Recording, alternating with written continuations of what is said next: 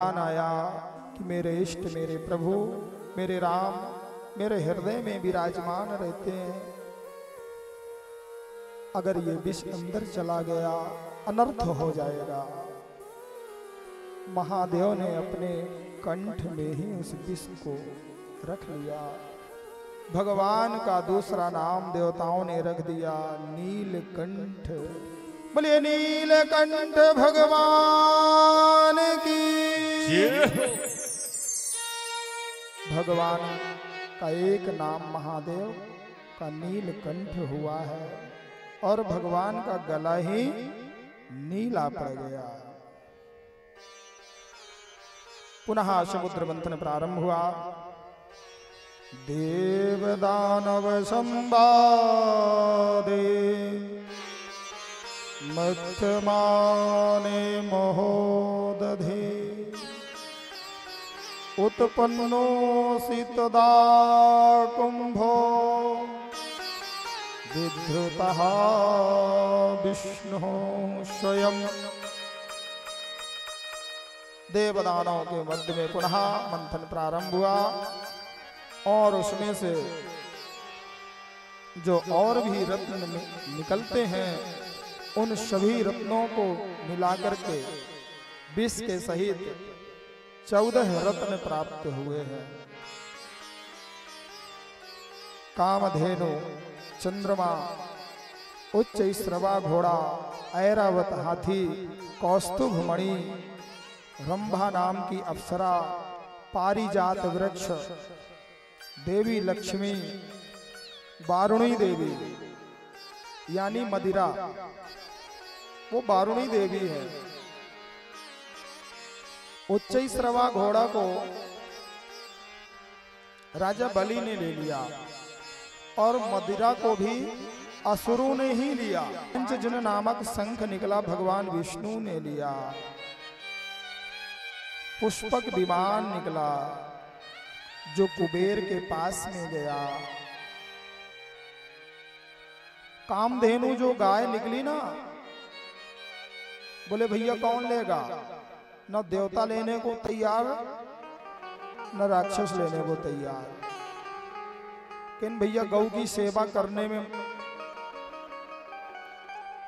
बड़ा समय व्यतीत होता है और हमारे पास में समय नहीं रहता। हम कहाँ करेंगे गौ की सेवा? महात्माओं ने कहा हमको दे दो भैया, हम तो जंगल में रहते हैं, गौ सेवा करेंगे, दूध का पान करेंगे। चंद्रमा को भगवान शिव ने धारण किया है। ऐरावत हाथी को इंद्र ने लिया है। कौस्तुभ मणि भी भगवान विष्णु के पास में। रंभा नाम की जो अप्सरा थी वो देवराज इंद्र के सभा में विद्यमान हुई। पारिजात वृक्ष भी नंदन वन में इंद्र के पास में गया। देवी लक्ष्मी ने भगवान विष्णु का वर्णन किया। धनवंतरी महाराज अमृत कलश लेकर के आए और जब अमृत कलश लेकर के निकले उसी समय पर इंद्रपुत्र जयंत उस अमृत कलश को यानी कुंभ को लेकर के वहां से भाग लिए, क्योंकि देवताओं ने कहा कि इसको व्यवस्थित और सुरक्षित रखना है। दैत्य लोग उसके पीछे पड़ गए। ध्यान देकर के सुने, कुंभ में क्या है? अमृत। उस अमृत को लेकर के जब वो जयंत हरिद्वार, प्रयाग,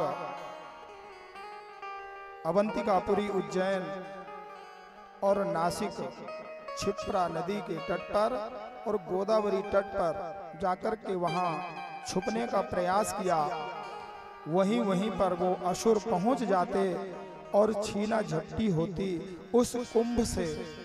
अमृत की वो बूंदें उन स्थानों पर गिरी जिन कारण से कुंभ पड़ता है।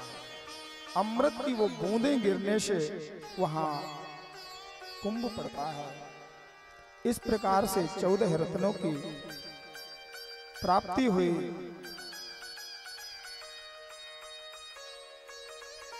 आखिरकार असुरों ने उस अमृत कलश को छीन लिया। छीन जाने पर देवताओं ने भगवान को स्मरण किया तो भगवान मोहिनी रूप में अवतार लिए।